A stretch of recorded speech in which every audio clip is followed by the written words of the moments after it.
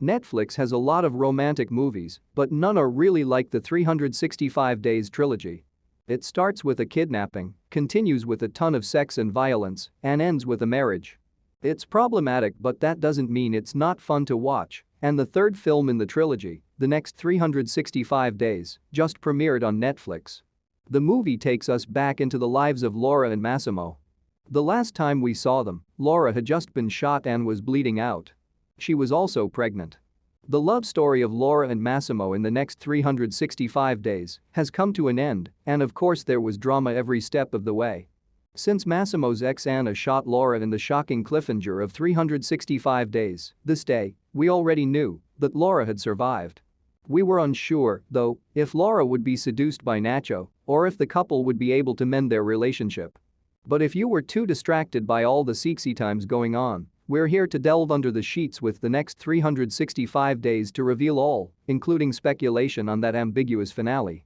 Major spoilers are ahead if you haven't seen the movie yet. Although Laura may have survived the horrific This Day ending, the events of the sequel undoubtedly had a significant negative effect on Laura and Massimo's relationship. Massimo doesn't seem to be able to let go, despite Laura's best efforts and her instruction to Nacho to forget her. Obviously, Laura and Massimo still enjoy some sex, but since their argument at the end of the first movie over Laura not telling Massimo she had lost their baby, they are a world apart. Massimo with his mafia life and Laura with her fashion brand both vanish into their work. Together with Olga, Laura heads to Portugal to attend the Lagos Fashion Fair, where she runs into Nacho's sister Amelia. She persuades Laura to give Nacho time to explain himself, insisting he's not a bad person, he's just loyal to his father. Nacho reunites with Laura, and after telling her that he loves her, it ends exactly as you'd expect with a lengthy bonk on the beach. Unlike Massimo, Nacho is more than happy to let Laura make her own decisions.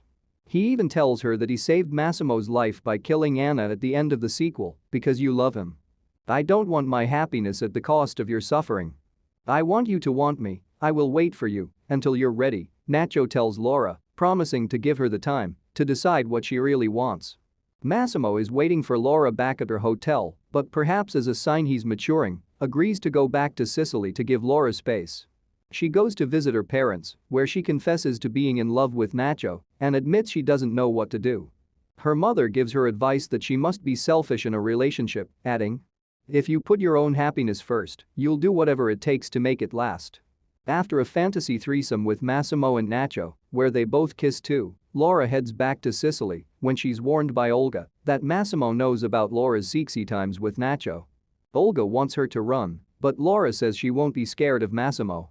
Laura gets a surprise when she arrives back in Sicily as Nacho has disguised himself with a hat, basically, to be her driver. He spills his heart to her and talks of their potential future together, but she tells him that she still needs more time. "I will wait," Nacho replies, and they part ways at her house. Massimo is waiting for Laura on the beach, but instead of being full of rage, he's surprisingly philosophical.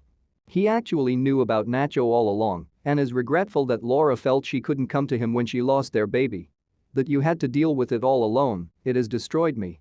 When I was a child, my dad used to read me a book. I still remember one sentence, a little parable. I didn't really understand it back then. But now I do. If you really love something, just let it go. If it comes back, it's yours forever. If it doesn't, it was never meant to be," he recalls. Laura tells Massimo he had a wonderful father and says that he will be too one day, and as they stare longingly at each other, Massimo asks, "Are you back, baby girl?" And that's it. We don't get an answer as to what Laura has decided, and the 365 Days movie trilogy ends on this unanswered question. Whether you think Laura decided to give Massimo another shot, went back to Nacho, or perhaps decided to live the single life is entirely up to you. It's a dramatically different ending to the book series that the trilogy has been based on. In that third book, there's all sorts of stuff going on, including a dead dog, another kidnapping, and a heart transplant. In fact, the only real connection is that Laura has a motorbike like in the movie. The book ends with Laura choosing to be with Nacho, but that is after Massimo holds her against her will, drugs her, and tries to get her pregnant. It's not really a surprise she escaped with Nacho in that scenario. The epilogue shows they have a daughter together, while Massimo has given up and agreed to a divorce. If that was the alternative, we'll take this ambiguous ending of the movie trilogy over that any day. Could it mean we'll get a fourth 365 Days movie? If the next 365 Days is a hit, don't rule it out.